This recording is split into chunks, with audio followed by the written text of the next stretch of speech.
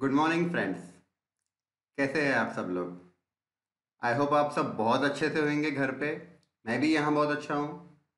आज हम लोग सीए फाउंडेशन का कंसाइनमेंट टॉपिक स्टार्ट कर रहे हैं।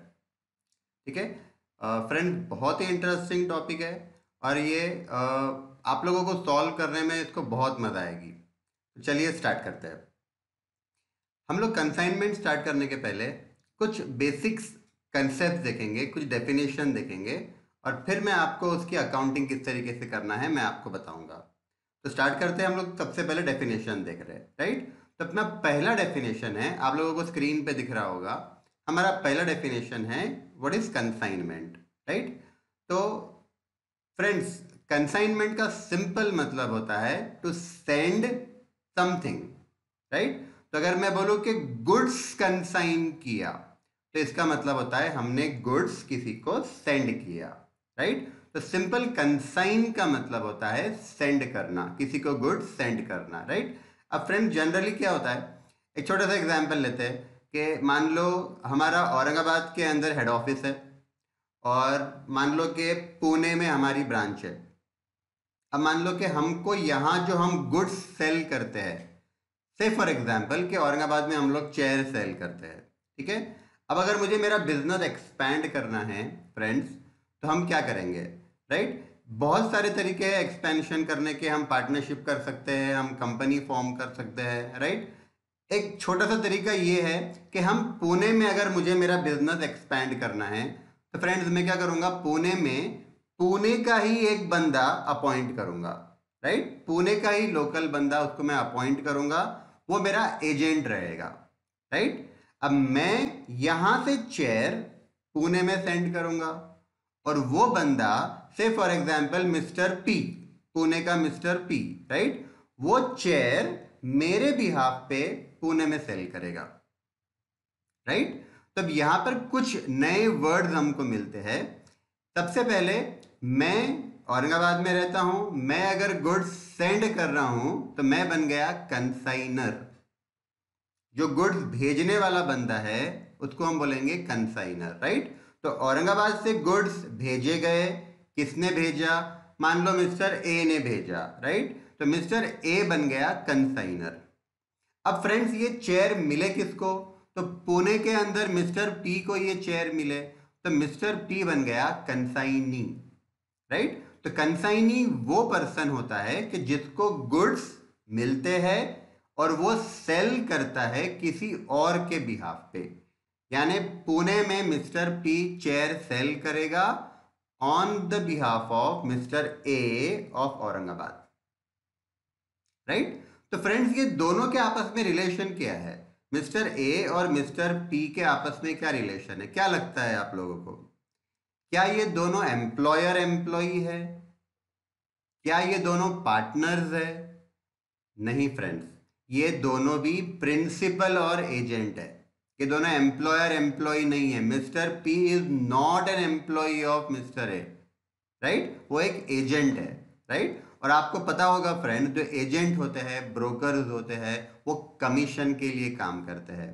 आपने भी कभी या आपके पेरेंट्स ने कभी कोई प्लॉट या कोई लैंड वगैरह सेल किया होगा तो आपको पता होगा कि जो ब्रोकर होता है, एजेंट होता है, उसको हम कमीशन देते हैं, राइट? तो in the same manner friends, जो कंसाइनी है mister P of Pune, right, ये हमारा कंसाइनी है, ये हमारा एजेंट है। और जो मिस्टर ए है औरंगाबाद का, वो प्रिंसिपल है, राइट? तो अगर मैं आपको बोलूं कि दोनों के आपस में क्या रिलेशन है, मिस्टर ए और मिस्टर पी के आपस में क्या रिलेशन है, राइट? तो दोनों, मिस्टर ए प्रिंसिपल है, मिस्टर पी इज एजेंट, तो दोनों के आपस में प्रिंसिपल एजेंट का रिलेशन हुआ, राइट? तो मैंने आपको तीन टर्म्स बताए friends. Number one consign, right? Number two consignor and number three consignee, right? हम लोग डेफिनेशन से एक बार रीड करेंगे, आप लोग स्क्रीन पे देखना। Consignment means the transaction of sending goods by one person. अब ये पर्सन कौन है जो गुड्स सेंड कर रहा है फ्रेंड्स? ये है कंसाइनर। To another person. अब ये अनदर पर्सन कौन है? ये कंसाइनी है, right? Who is to sell those goods on behalf of the first person. First person यानी कंसाइनर, राइट? तो देखो, गुड्स बाय वन पर्सन, ये वन पर्सन कौन है? ये कंसाइनर है, राइट? ये किसको सेल कर रहा है? By one person to another. ये अनदर पर्सन को हम क्या बोलेंगे friends? Consignee, right? Number two, consignor, the person who sends the goods, right? तो अगर मैं यहां से किसी को गुड्स सेंड कर रहा हूं तो मैं कंसाइनर बन गया, ठीक है? तो consignor, the person who sends the goods is known as consignor. The person to whom the goods are sent is called as consignee. जिसको गुड्स भेजे गए, हमारे एग्जाम्पल में मिस्टर ए ऑफ औरंगाबाद ने मिस्टर पी ऑफ पुणे को goods भेजा, right? तो mister P of Pune बन गया कंसाइनी, ठीक है? चल, तो consignee, the legal relationship between these two person is that of principal and agent, right? तो इन दोनों का जो रिलेशन है वो प्रिंसिपल एंड एजेंट का रिलेशन है, राइट? चल, example, if mister X sends goods to Y for sale on his behalf, X बन जाएगा कंसाइनर क्योंकि वो गुड्स सेंड कर रहा है, या इसको प्रिंसिपल भी बोल सकते हैं, and Y is known as consignee, right? और कंसाइनी को आप एजेंट भी बोल सकते हो, ठीक है फ्रेंड्स? तो आई होप आपको यहां तक समझ में आ रहा है, ठीक है? आगे बढ़ेंगे, फीचर्स ऑफ कंसाइनमेंट देखेंगे, ठीक है? देखो, the main features of consignment are as under. Number one, the relationship between consignor and consignee is that of principal and agent, ये मैंने आपको बताया. Second, only the possession of goods and not the ownership of goods is transferred to the consignee, right? अब मान लो mister A ने 1000 chairs भेजे mister P of Pune को, right? तो फ्रेंड्स ये समझो कि वो जो 1000 चेयर्स है उसका ओनर कौन है? तो ऑब्वियसली ओनर तो ए है, राइट? मिस्टर ए ने मिस्टर पी को चेयर सेल नहीं किए. प्रॉपर वर्ड सुनना, मैं क्या बोल रहा हूं. A sends goods to P, sends word use करना है हमको, सेल वर्ड यूज नहीं करना है. ए ने पी को चेयर्स सेंड किए सेल करने के लिए, राइट? सेल नहीं किए. आई होप आपको ये समझ में आ रहा है. हमको सेल वर्ड यूज नहीं करना है, हमको सेंड्स वर्ड यूज करना है, ठीक है? तो यहां पे ए जो रहेगा फ्रेंड्स वो ओनर रहेगा गुड्स का, चेयर का वो ओनर है, और मिस्टर पी जिसको ये गुड्स मिले वो पजेसर है. पोजेशन किसके पास है? मिस्टर पी के पास है, राइट? तो मिस्टर पी ओनर नहीं बन सकता, वो सिर्फ पोजेशन रखेगा, वो गुड्स सेल करेगा, पुणे में सेल करेगा, जो भी पैसा आएगा वो मिस्टर ए को ट्रांसफर कर देगा, राइट? तो आपको याद रखना है फ्रेंड्स, ओनर कौन है? Consignor is the owner of the goods and consignee is the possessor of the goods, right? Next, point number 3, the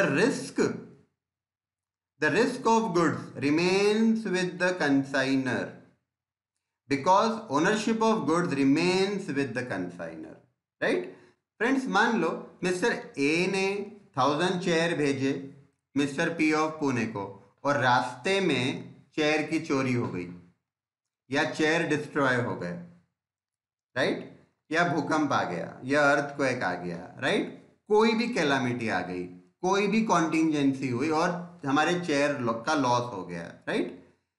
या फिर मिस्टर पी को चेयर मिले, मिस्टर पी ने अपने गोडाउन में चेयर रखे थे, वहां पे फायर हो गया और चेयर का लॉस हो गया.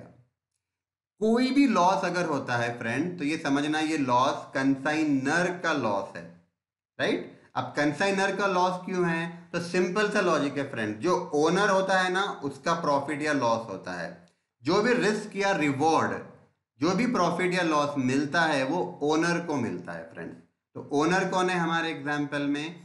ए इज द ओनर. तो जो भी लॉस होगा, औरंगाबाद में लॉस हुआ, पुणे में लॉस हुआ, प्रोडक्ट का जो भी लॉस होगा फ्रेंड वो मिस्टर ए बेयर करेगा, right. Mister P is not responsible for any loss.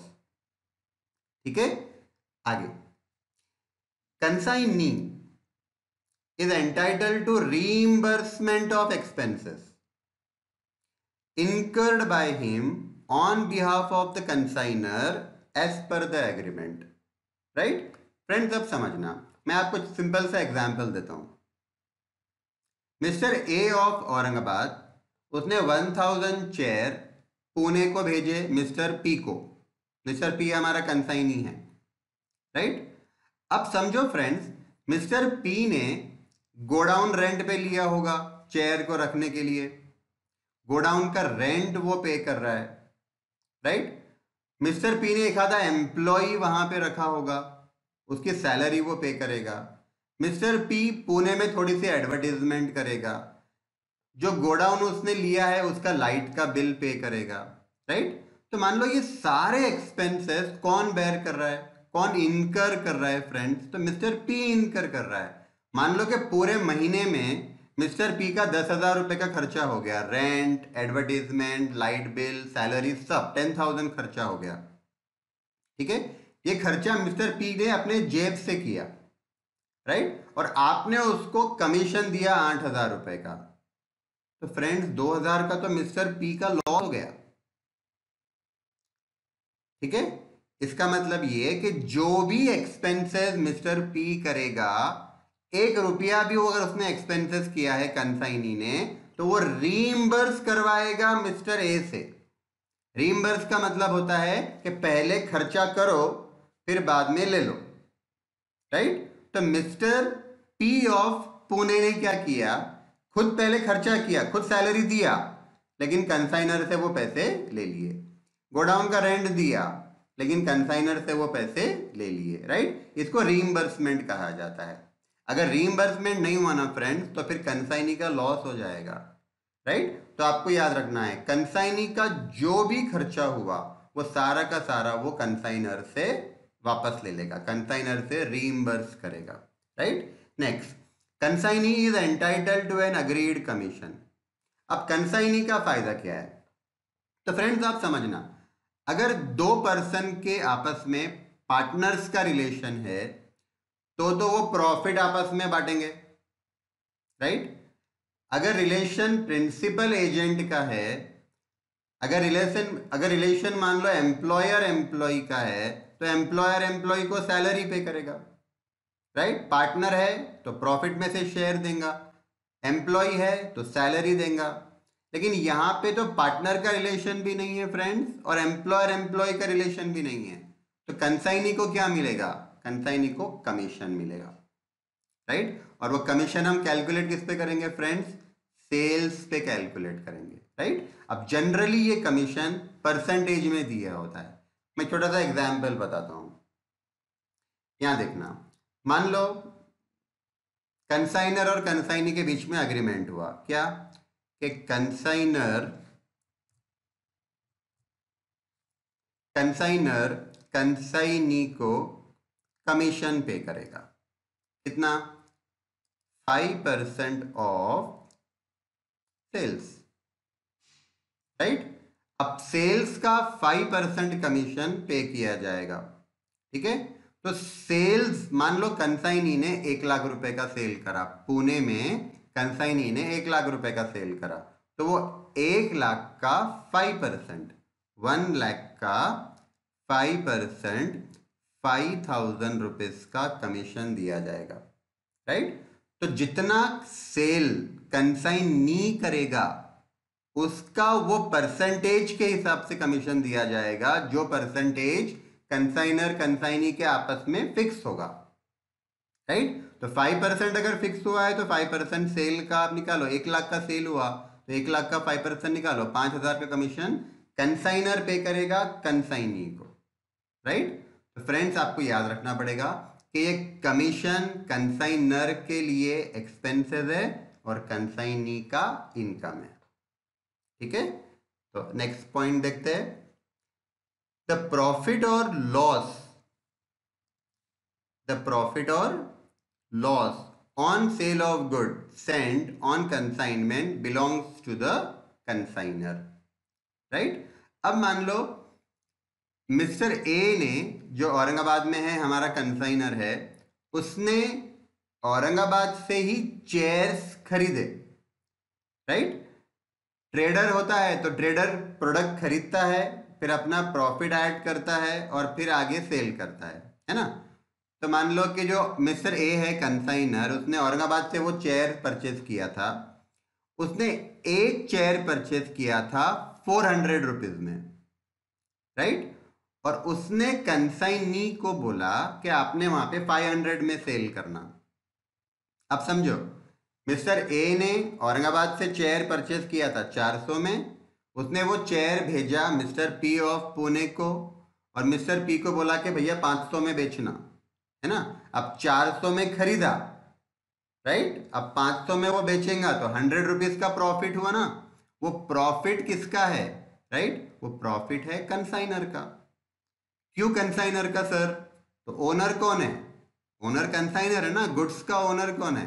तो जो ओनर रहेगा उसको वो प्रॉफिट मिलेगा, राइट। और अगर लॉस हुआ तो लॉस भी कंसाइनर को बेयर करेगा, राइट। तो एनी प्रॉफिट और loss will go to consignor, ठीक है। और कंसाइनी को सिर्फ कमीशन मिलेगा जो उसकी इनकम है। जो भी खर्चा वो करेगा वहां पे, वो तो कंसाइनर से मिलने वाला है ना, तो खर्चे को आप काउंट ही मत करो। कंसाइनी को जो कमीशन मिलने वाला है फ्रेंड्स, वो उसका प्रॉफिट है, ठीक है। तो आई होप आपको ये समझ में आ रहा होगा, राइट। आगे बढ़ते हैं, चलो फ्रेंड्स आगे बढ़ेंगे। अब देखते हैं नेक्स्ट टर्म क्या है, ठीक है। तो नेक्स्ट टर्म देखना friends, proforma invoice, right. Proforma invoice क्या है समझना फ्रेंड्स। जब एक सेलर गुड सेल करता है तो वो बायर को इनवॉइस देता है ना, कस्टमर को इनवॉइस देता है, उसको हम टैक्स इनवॉइस बोलते हैं, ठीक है। फ्रेंड्स उसमें क्या लिखा होता है सोचो। उसमें एक तो टैक्स का नंबर होगा, ठीक है, जीएसटी का नंबर होगा, उसके बाद क्वांटिटी कितनी सेल की है, राइट, प्राइस कितना है, कितना अमाउंट आने वाला है, राइट, कस्टमर का एड्रेस रहेगा, राइट, सेलर का स्टैंप रहेगा। ये सारी डिटेल्स हमको वो इनवॉइस पे मिलती है। तो फ्रेंड्स आप थोड़ा सा सोचो, अगर कंसाइनर ने 1000 चेयर भेजे हैं कंसाइनी को, ए ने 1000 चेयर भेजे हैं पी को, तो क्या वो इनवॉइस बना के देगा क्या? ऑब्वियसली नहीं बना के देगा। क्यों नहीं बना के देगा? क्योंकि वो सेल थोड़ी ना कर रहा है, राइट। अगर मैं सेल करूंगा तो मैं इनवॉइस बना के दूंगा। यहां सेल थोड़ी ना हो रहा है, यहां सेंड हो रहा है। सेंड मतलब कंसाइनमेंट हो रहा है, राइट। तो फ्रेंड्स समझना, यहां पे कंसाइनर कंसाइनी को इनवॉइस बना के नहीं देगा, प्रोफॉर्मा इनवॉइस बना के देगा। प्रोफॉर्मा इनवॉइस क्या है? प्रोफॉर्मा इनवॉइस इनवॉइस के जैसा ही होता है, पर उसमें जो मैंडेटरी डिटेल्स होती है, जैसा जीएसटी का नंबर, वो सब उसमें नहीं रहेगा, ठीक है। तो प्रोफार्मा इनवॉइस बनाने का पर्पस क्या है फ्रेंड्स?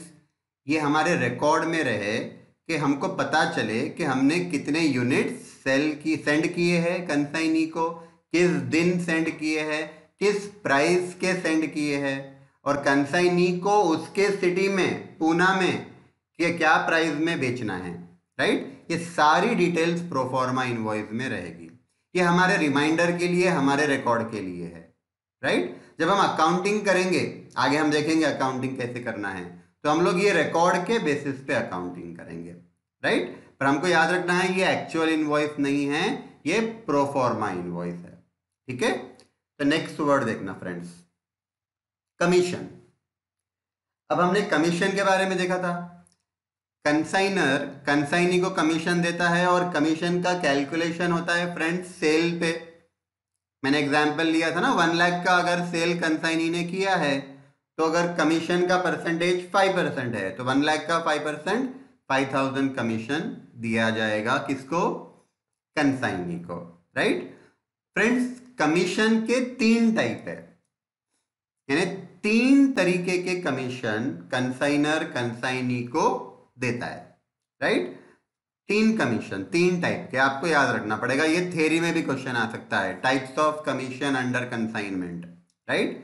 तो पहला कमीशन है फ्रेंड्स ऑर्डिनरी कमीशन, दूसरा है डेल क्रेडर कमीशन, और तीसरा है ओवरराइडिंग कमीशन। मैं फिर से रिपीट कर रहा हूं या फिर आप स्क्रीन पे देख लो अच्छे से। Ordinary commission, del credere commission and overriding commission.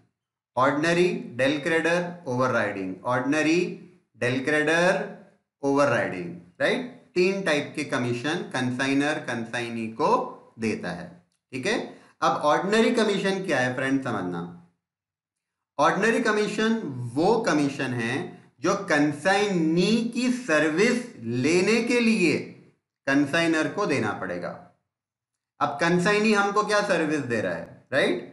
तो कंसाइनी हमारे गुड्स संभाल रहा है, हमने चेयर भेजे ना पुणे, तो कंसाइनी हमारे चेयर संभाल रहा है, कंसाइनी हमारे बिहाफ पे चेयर सेल कर रहा है, राइट। ये कंसाइनी हमारे बिहाफ पे चेयर की मार्केटिंग भी कर रहा होगा, है ना। ये जो भी सर्विस कंसाइनी हमको दे रहा है फ्रेंड्स, उसके बदले में हम उसको ये ऑर्डिनरी कमीशन देते हैं, ठीक है। अब ये ऑर्डिनरी कमीशन जो होता है ना फ्रेंड्स, ये टोटल सेल्स पे कैलकुलेट होता है। आई रिपीट, कैलकुलेट किस पे करना है फ्रेंड्स, टोटल सेल पे, कैश सेल पे भी नहीं, क्रेडिट सेल पे भी नहीं, टोटल सेल पे। टोटल सेल कैसे आएगा, cash cell plus credit sale कर लो, टोटल सेल मिल जाएगा, ठीक है। मैं एग्जांपल देता हूं। Suppose mister A of Aurangabad ने मिस्टर पी ऑफ पुणे को चेयर भेजे और उसने बोला कि भाई जितना सेल करेगा हम 10% कमीशन देंगे, राइट। अब सपोज के मिस्टर पी ऑफ पुणे ने 70,000 का कैश सेल करा पुणे में ऑब्वियसली, और 30,000 का क्रेडिट सेल करा, तो टोटल सेल्स हो गया 1 लाख। और कमीशन का परसेंटेज कितना है, 10% है। तो 1 लाख पे आप 10% कैलकुलेट करो, तो 10,000 रुपीज का ऑर्डिनरी कमीशन कंसाइनर पे करेगा कंसाइनी को, right. This is ordinary commission. Number two है friends del credere commission, right. Del credere commission, ठीक है। अब ये कमीशन क्या है, देखो फ्रेंड्स जनरली क्या होता है कि अगर मिस्टर पी ने पुणे में सेल किया 1 लाख का, उसमें 30,000 का क्रेडिट सेल भी हुआ था, है ना। एक कस्टमर था पुणे में जिसको क्रेडिट सेल किया गया था 1,000 रुपीज का, उसने वो पैसे डुबा दिए, मतलब उसने वो 1,000 रुपीज मिस्टर पी को दिए ही नहीं। इसका मतलब फ्रेंड्स 1,000 का बैड डेब्ट्स हो गया, राइट। अब अगर ऑर्डिनरी कमीशन दिया जा रहा है, आपको ध्यान से सुनना है फ्रेंड्स, मैं क्या बोल रहा हूं। अगर ऑर्डिनरी कमीशन दिया जाता है तो बैड डेब्ट्स कंसाइनर को बेयर करना पड़ेगा, ठीक है। लेकिन अगर डेल क्रेडर कमीशन दिया गया, कंसाइनर ने डेल क्रेडर कमीशन अगर दिया कंसाइनी को, तो बैड डेब्ट्स कौन बेयर करेगा फ्रेंड्स, कंसाइनी बेयर करेगा, ठीक है। और डेल क्रेडर का जो रेट होता है ना, वो ऑर्डिनरी कमीशन के परसेंटेज से थोड़ा सा ज्यादा होता है, ठीक है। तो फॉर एग्जांपल अगर ऑर्डिनरी कमीशन का परसेंटेज 5% है, तो डेल क्रेडर का परसेंटेज 6 या 7 या 8% रहेगा, मतलब ऑर्डिनरी से ज्यादा। तो डेल क्रेडर का परसेंटेज क्यों ज्यादा है फ्रेंड्स, तो आप ये समझो कि डेल क्रेडर वाले केस में अगर बैड डेब्ट्स हुआ तो कौन बेयर करेगा, कंसाइनी बेयर करेगा। ऑर्डिनरी कमीशन दिया तो कंसाइनर बेयर करेगा, राइट। आपको मैं नोट लिखाता हूं, यहां पर आप साइड में नोट लिख लेना। बैड डेब्ट्स, ठीक है, कौन बेयर करेगा। अगर ऑर्डिनरी कमीशन दिया जाता है, यानी कंसाइनर अगर कंसाइनी को ऑर्डिनरी कमीशन दे रहा है, राइट, तो फिर इस केस में consignor bears the bad debts. Consignor ये लॉस बेयर करेगा, ठीक है। लेकिन अगर डेल क्रेडर कमीशन दिया जा रहा है, ठीक है, कंसाइनर ने डेल क्रेडर कमीशन दिया, तो इस केस में कंसाइनी बेयर्स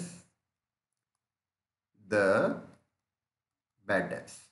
ये लॉस कंसाइनी को बेयर करना पड़ेगा, ठीक है। तो इसीलिए, क्योंकि देखो फ्रेंड्स, कंसाइनी को अगर बैड डेट्स बेयर करना है तो उसको कमीशन भी ज्यादा देना चाहिए, क्योंकि वो बैड डेट्स का रिस्क ले रहा है, right. And that's why del credere के अंदर कमीशन ज्यादा दिया जाता है, right. The only difference between ordinary commission and del credere commission is that ordinary commission दिया तो बैड डेट्स बेयर करेगा कौन? कंसाइनर। और डेल क्रेडर कमीशन दिया तो बैड डेट्स कौन बेयर करेगा? कंसाइनी, ठीक है। अच्छा, ये कमीशन कैलकुलेट किस पे करना है फ्रेंड्स?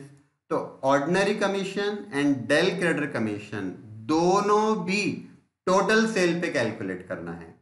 कंसाइनी ने अपने एग्जाम्पल में, कंसाइनी मिस्टर पी है पूना का, उसने पुणे में जितना सेल किया, कैश क्रेडिट जितना भी सेल किया, टोटल सेल कर लो आप, टोटल सेल का वो परसेंटेज से मल्टीप्लाई कर लो, राइट। ऑर्डिनरी का जो परसेंटेज है, डेल क्रेडर का जो परसेंटेज है, उससे मल्टीप्लाई कर लो, आपको कमीशन मिल जाएगा।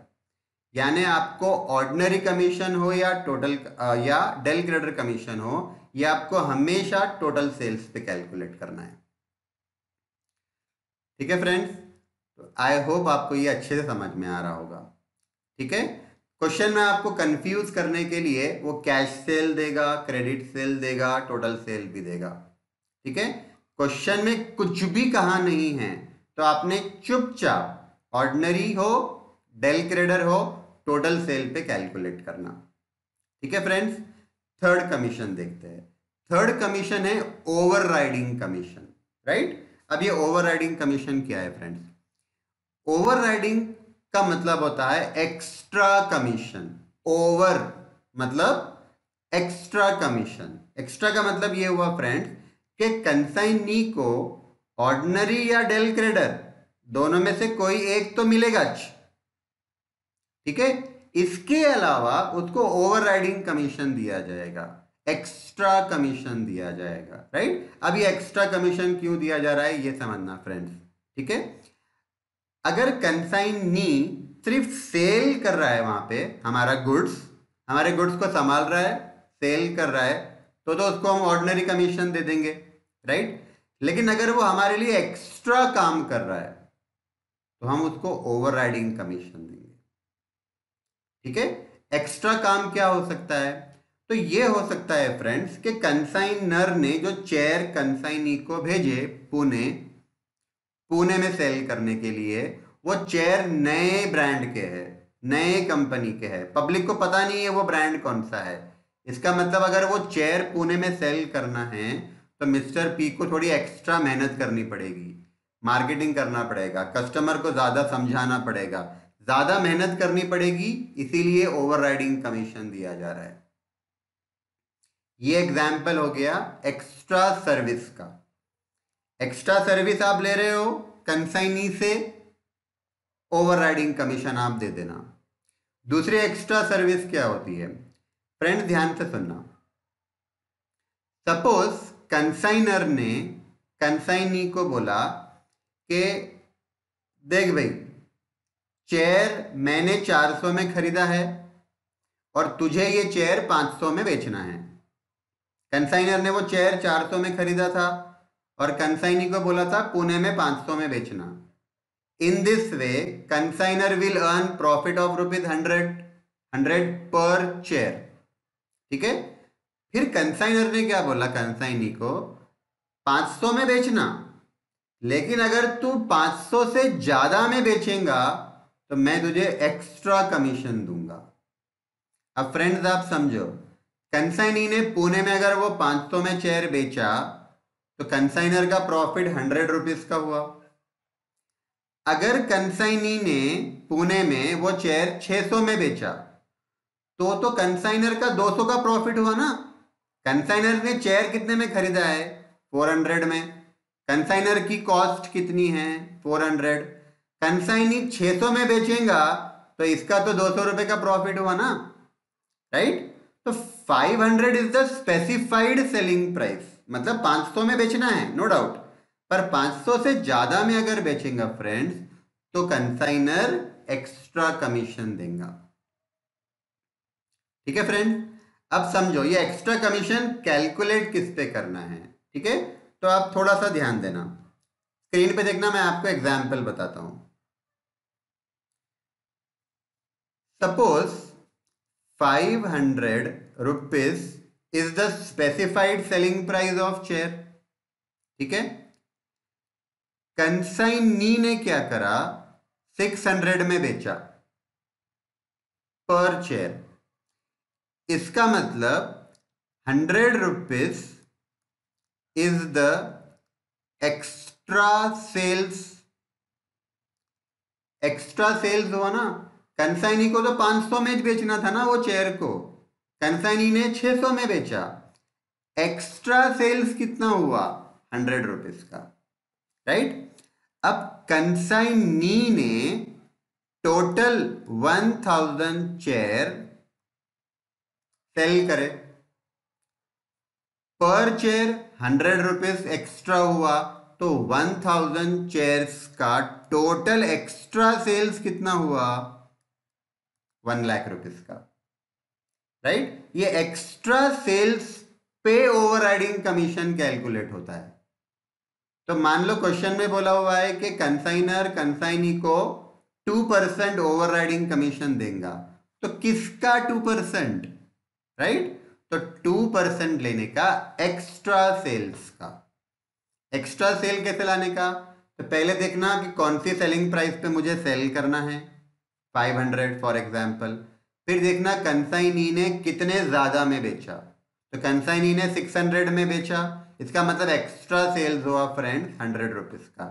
100 रुपीज तो एक यूनिट का है, एक चेयर का है। उसने 1000 चेयर बेचा 600 रुपए के रेट से, मतलब एक्स्ट्रा सेल हो गया 1 लाख रुपीज का, राइट। ये 1 लाख पे ओवर राइडिंग कमीशन कैलकुलेट करना पड़ेगा। 1 लाख का 2%, 2000 rupees is the over riding commission, right. मैं फिर से रिपीट करता हूं, ध्यान से सुनना। कमीशन 3 टाइप के हैं, ordinary, del credere, overriding. Ordinary commission जब दिया जाता है तो वो बेसिक सर्विसेज के लिए दिया जाता है, इसमें बैड डेब्ट्स अगर हुआ तो कंसाइनर बेयर करेगा। सेकेंड, डेल क्रेडर कमीशन, यहां पे कंसाइनी बैड डेब्ट्स को बेयर करेगा, इसीलिए डेल क्रेडर कमीशन दिया जाता है, और ये थोड़ा सा ऑर्डिनरी से ज्यादा होता है। तीसरा commission friends, overriding commission. Overriding commission extra services जो हम ले रहे हैं कंसाइनी से, इसके लिए दिया जा रहा है, राइट। एक्स्ट्रा सर्विसेज हो सकती है मार्केटिंग करना या फिर ज्यादा सेलिंग प्राइस पे सेल करना।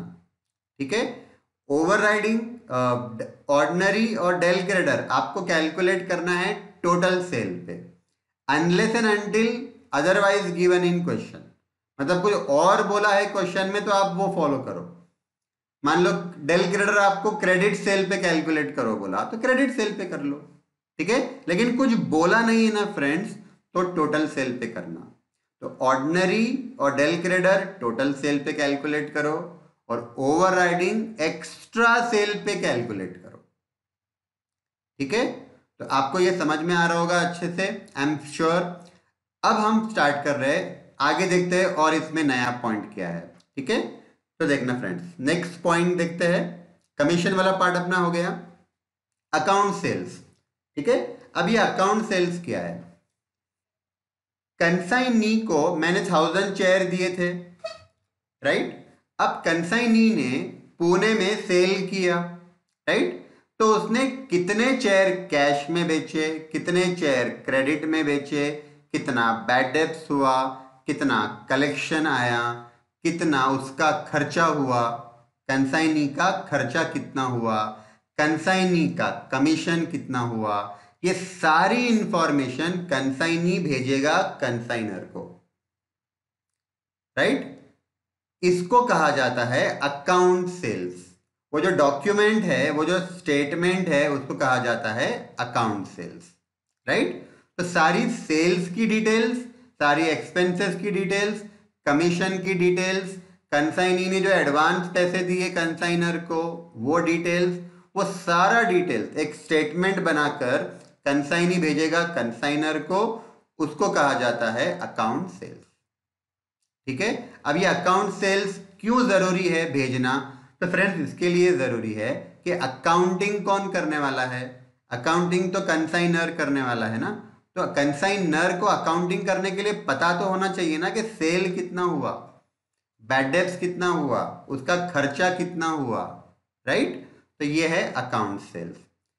फ्रेंड्स याद रखना, प्रोफॉर्मा इनवॉइस कौन किसको बेचता है? कंसाइनर कंसाइनी को बेचता है, ठीक है।